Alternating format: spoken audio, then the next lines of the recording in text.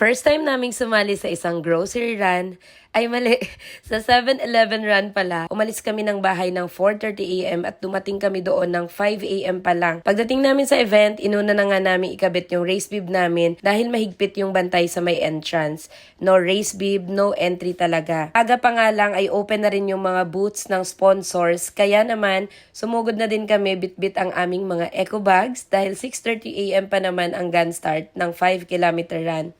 Medyo mataas nga yung expectation namin sa run na to dahil sa mga napapanood naming videos nung nakaraang taon.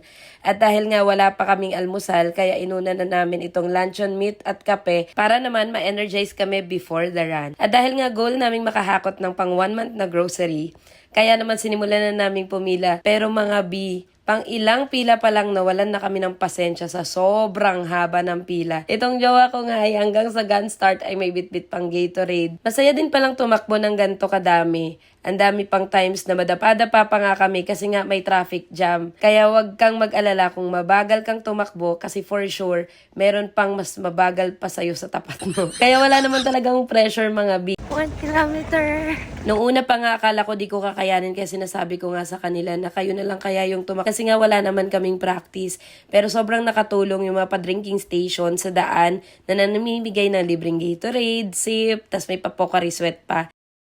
2 kilometer. 3 kilometer. 4 km.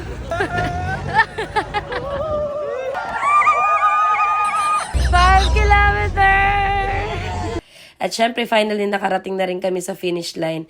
Ngayon naman ay oras na para kunin ang ating mga loot bags at matry pumila ulit. Yung loot bags nga ay may kasama na ring finisher t-shirt na pwede mong gamitin pamalit kasi pawis na pawis talaga kami. After 30 minutes nga, isang can lang ng kali yung nakuha kong pandagdag habang yung iba ay sobrang nagkakagulo sa pamigay ng Mr. Donut. May iba pa nga nakapag-uwi ng tagi-isang box na may 6 pieces. So yung jowa ko, sabi niya, bilhan na lang kita kaysa mag-taste tayo pumila dyan. So yes, di man tayo nakabuo ng isang buwang grocery guys. Okay na okay lang kasi masaya naman yung experience namin.